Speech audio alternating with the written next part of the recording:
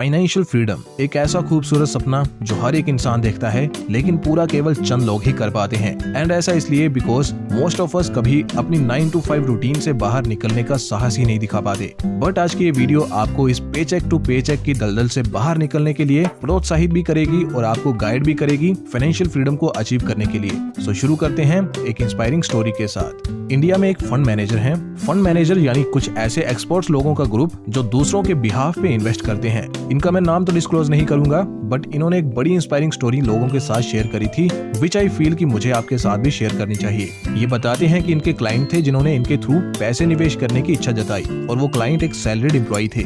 बात तकरीबन आज से 20 साल पहले की है। उस समय उन्होंने मात्र 1800 रुपए की SIP से स्टार्ट किया था और आज 20 साल बाद उनकी इन्वेस्टमेंट की वैल्यू 8 करोड़ रुपए हो चुकी है। बाय द वे, इस सैलरीड पर्सन ने इस बीच अपने इन्वेस्टमेंट अमाउंट को अपनी सैलरी के अनुसार इंक्रीज भी किया था और बीच बीच में कई बार लमसम भी पैसे इन्वेस्ट किए थे।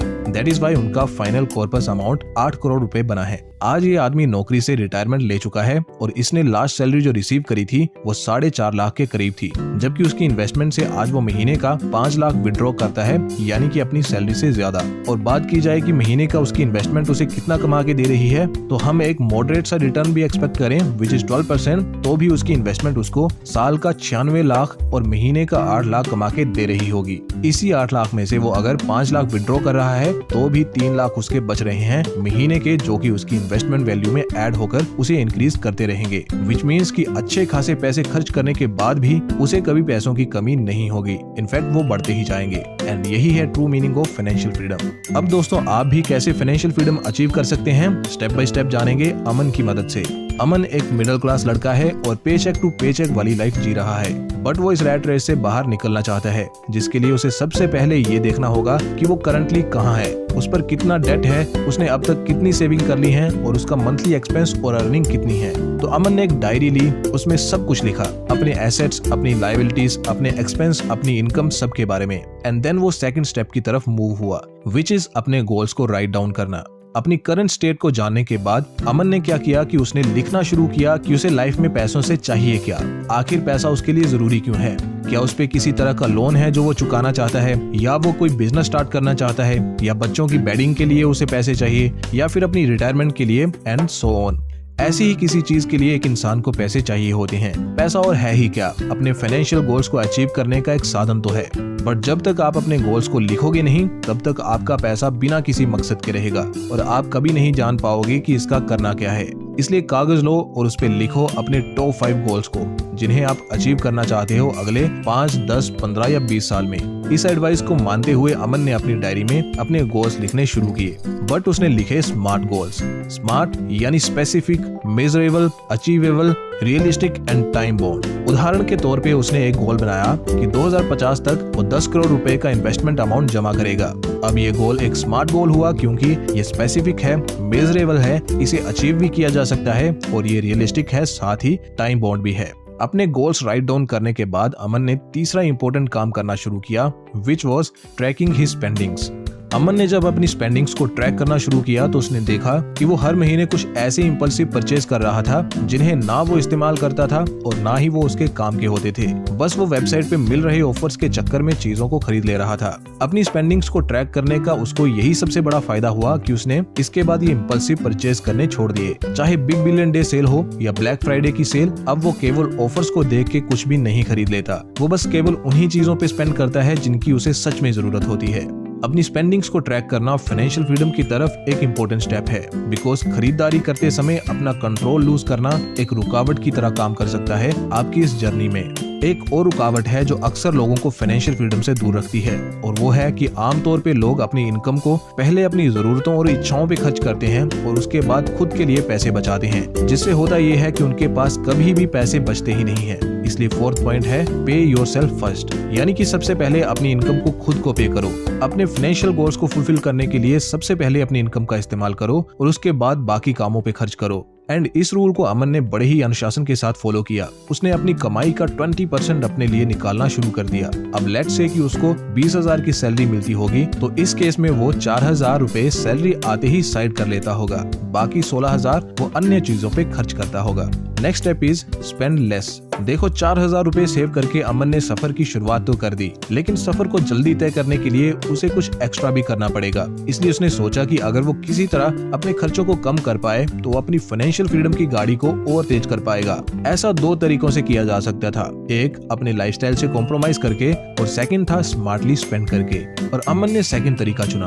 उसने पैसे को स्मार्ट तरीके से स्पेंड करना शुरू किया, जिसका एक एग्जांपल ये है कि अमन ने बाहर का खाना ना खाने का डिसाइड किया और वैसा ही डिलीशियस खाना घर में तैयार करना सीखा, जिससे उसका बाहर खाने का एक्सपेंस कम हो गया। इसी तरह के कुछ स्मार्ट मूव्स उसने लिए, जिससे वो और पैसे बचाने में कामयाब हो गया और अब वो अपनी इनकम का 30% यानी 6000 महीने का बचाने लगा। देन फाइनेंशियल फ्रीडम का नेक्स्ट स्टेप उसने लिया, which was paying off debts. Debt यानी कर्ज एक ऐसी चीज है जो ना तो आपको ट्रूली फाइनेंशियली फ्री होने देगी और ना ही सुकून से जीने देगी। इसलिए कर्ज को जल्द से जल्द चुका देना ही समझदारी का काम माना जाता है। इससे आपकी क्रेडिट रेटिंग भी सुधरती है और आपका दिमाग भी हल्का महसूस करता है, जिससे आप कुछ और बेहतर सोच पाते हो। डेट को पे ऑफ करने के दो फेमस तरीके हैं। Number 1, snowball method. इस मेथड में आप सबसे पहले सबसे छोटे अमाउंट का कर्ज पे ऑफ करते हो, देन उससे बड़ा, फिर उससे बड़ा और ऐसे करते हुए आप अपने सारे डेट्स पे ऑफ कर देते हो। एंड दूसरा मेथड है अवलांचे अप्रोच। इसमें आप पहले हाईएस्ट इंटरेस्ट रेट वाला डेट पे ऑफ करते हो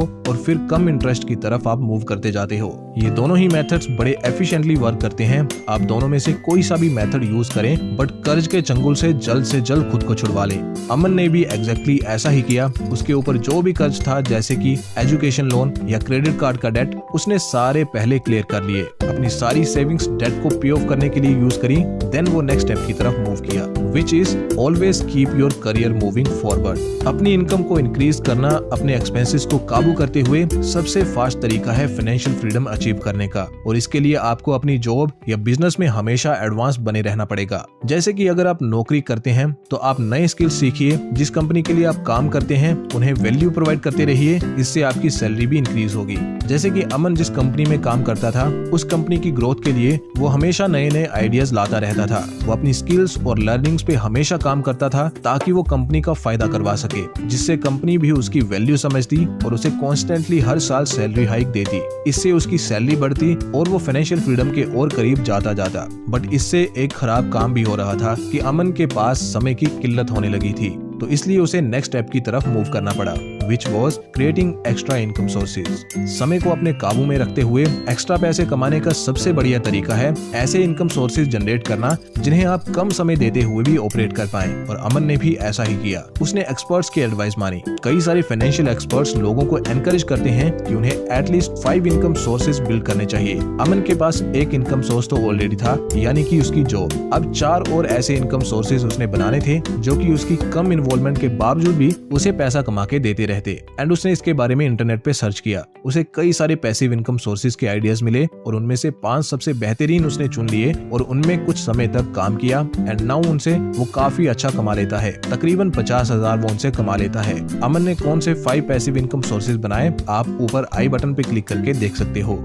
अब 50,000 तो अमन कमाने लगा था एंड इस स्टेज पे अमन चाहता तो एक बाइक खरीद लेता या फिर एक कार भी चाहता तो EMI पे खरीद लेता। बट उसने समझदारी दिखाई और पॉइंट नंबर 7 से सीखी बातों पे अमल किया, यानी कि जब इनकम बढ़े तो स्पेंडिंग्स कांस्टेंट रहनी चाहिए। इसलिए उसने एक्सपेंसेस को 20,000 पे लिमिट कर दिया, जो कि उसकी सैलरी थी, और 50,000 का इस्तेमाल वो करने लगा अपने फ्यूचर गोल्स को अचीव करने के लिए, जो कि उसने राइट डाउन किया था, विच वॉज 10 करोड़ रुपीज का रिटायरमेंट अमाउंट 2050 तक। अपने इस गोल को अचीव करने के लिए अमन इंडेक्स फंड्स में SIP के माध्यम से निवेश करने लगा, जिससे उसको 12% के रिटर्न्स मिलने लगे। अब अमन अपने 10 करोड़ रुपए के गोल को अचीव कर पाएगा, बिकॉज 2050 तक अमन के पास प्रिसाइजली 10 करोड़ 76 लाख रुपए हो जाएंगे, जिसे आप इस स्क्रीनशॉट में देख सकते हैं। तो दोस्तों, आज हमने स्टेप बाय स्टेप अमन की सहायता से सीखा कि कैसे एक नॉर्मल इंसान भी फाइनेंशियली फ्री हो सकता है। तो अब जल्दी से मैं इन सारे स्टेप्स को समराइज कर देता हूँ। स्टेप नंबर 1 है अपनी फाइनेंशियल कंडीशन को समझना। नंबर 2 है गोल्स को राइट डाउन करना। नंबर 3 है अपने खर्चों का हिसाब करना। नंबर 4 है खुद को सबसे पहले पे करना। नंबर 5 है कम खर्च करना। और नंबर 6 है कर्ज को जल्द से जल्द उतारना। नंबर 7 है हमेशा करियर में आगे बढ़ना। और नंबर 8 है कुछ एडिशनल इनकम सोर्सेज क्रिएट करना। एंड फाइनल और नंबर 9 है इन्वेस्ट करना। दोस्तों, मेरा फॉर्मली ऐसा मानना है कि अगर कोई भी इन 9 स्टेप्स को फॉलो कर लेगा तो उसे फिर फाइनेंशियल फ्रीडम अचीव करने से कोई भी नहीं रोक पाएगा।